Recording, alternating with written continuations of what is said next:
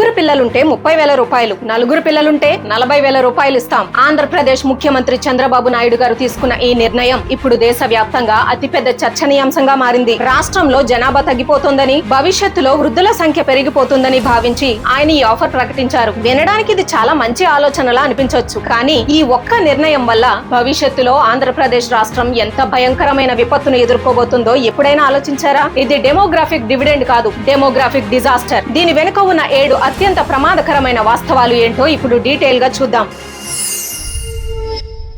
Regional xenophobia. రాష్ట్రంలో జనాభా తగ్గితే మన ఆంధ్ర వాళ్ల సంఖ్య తగ్గిపోతుందనే భయం దీని వెనుక ఉంది. కానీ మనం ముందు భారతీయులం. యూపీ వాళ్ళు కర్ణాటకకు, బీహార్ వాళ్ళు మహారాష్ట్రకు, గుజరాతీలు బెంగాల్ కు వలస వెళ్లట్లేదా? మన రాష్ట్రంలో యువత తగ్గితే జనాభా ఎక్కువ ఉన్న రాష్ట్రాల నుంచి యువత ఇక్కడికి వచ్చి పనిచేస్తారు కదా. ఎవరైనా ఆంధ్రుడిగా మారొచ్చు. ఈ దేశం ఒక్కటి. అలా కాకుండా మన రాష్ట్రం, మన జనాలు అని సంకుచితంగా ఆలోచించడం దేశ సమగ్రతకే దెబ్బ. Number 2, severe pressure on resources. Andhra Pradesh లో చదరపు కిలోమీటర్ కు 329 మంది ఉన్నారు. ఇది తక్కువే కదా అని మీరు అనుకోవచ్చు, కానీ అసలు లెక్క అది కాదు. ఇక్కడ వ్యవసాయం, సాగు భూమి మీద ఆధారపడే వాళ్ల సాంద్రత చదరపు కిలోమీటర్ కు ఏకంగా 970 మంది. రాయలసీమలో ఎప్పుడూ కరువులు, కోస్తాలో తుఫాన్లు, తెలంగాణలో కృష్ణా గోదావరి జల వివాదాలు ఎలా ఉన్నాయో మనందరికీ తెలుసు. రాష్ట్రంలో ఇప్పటికీ 62% మంది వ్యవసాయం మీదే ఆధారపడి ఉన్నారు. ఇలాంటి పరిస్థితుల్లో జనాభాను ఇంకా పెంచితే భూమి, నీరు లాంటి వనరుల మీద ఒత్తిడి పెరిగిపోయి భవిష్యత్తులో దారుణమైన పరిస్థితులు వస్తాయి. Number 3, fiscal madness. ఈ నిర్ణయం వెనుక ఉన్న ఆర్థిక భారం చూస్తే దిమ్మ తిరిగిపోతుంది. ఆంధ్రప్రదేశ్ ఇప్పటికే పీకల్లో తప్పుల్లో ఉంది. రాష్ట్ర ఆదాయంలో ఎక్కువ భాగం అప్పులు కట్టడానికే పోతోంది. రోడ్లు,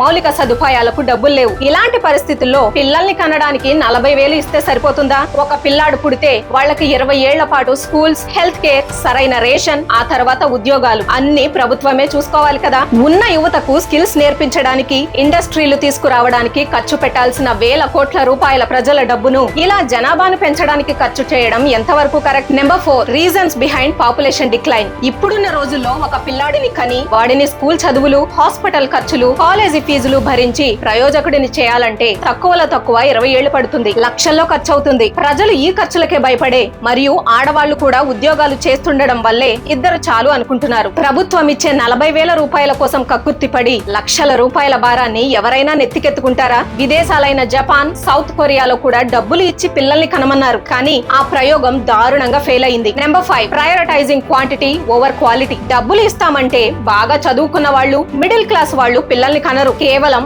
ఆ 30-40,000 రూపాయల క్యాష్ కోసం నిరుపేద కుటుంబాలు మాత్రమే ఆకర్షితులవుతాయి. ఆ డబ్బుతో వాళ్ళు పిల్లల్ని కని వదిలేస్తారు, కానీ వాళ్ళకి క్వాలిటీ ఎడ్యుకేషన్, మంచి ఆహారం ఇవ్వలేరు. దీని వల్ల రాష్ట్రంలో నిరక్షరాస్యులైన, నైపుణ్యం లేని జనాభా పెరుగుతోంది. మనకు కావాల్సింది క్వాలిటీ ఉన్న యువత, కేవలం తలకాయల క్వాంటిటీ కాదు. Number 6, social unrest. ఇలా ఏ స్కిల్స్ లేకుండా కేవలం సంఖ్య పెంచుకుంటూ పోతే ఏమవుతుందో తెలుసా?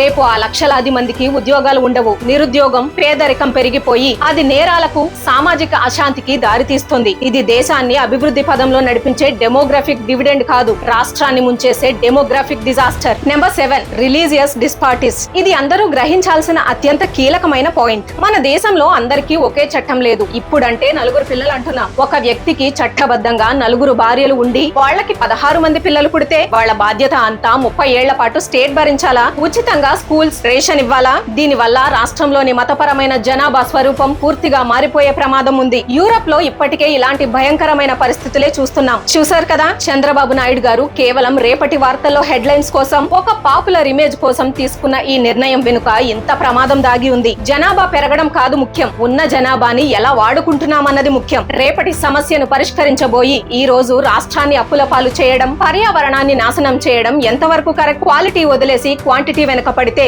అది అభివృద్ధి కాదు, ఆత్మహత్య. మరి ఈ విశ్లేషణ చూసాక మీకేమనిపిస్తోంది? ఏపీ ప్రభుత్వం పిల్లల్ని కనడానికి డబ్బులు ఇవ్వడం కరెక్టే అంటారా, లేక ఉన్న యువతకు ఉద్యోగాలు, నైపుణ్యాలు ఇవ్వడం కరెక్ట్ అంటారా? మీ అమూల్యమైన అభిప్రాయాన్ని కింద కామెంట్స్ లో దయచేసి పంచుకోండి. ఈ వీడియోలోని వాస్తవాలు ప్రతి ఒక్కరికి చేరేలా, ముఖ్యంగా ఏపీ ప్రజలకు తెలిసేలా ఈ వీడియోను షేర్ చేయండి. జై హింద్.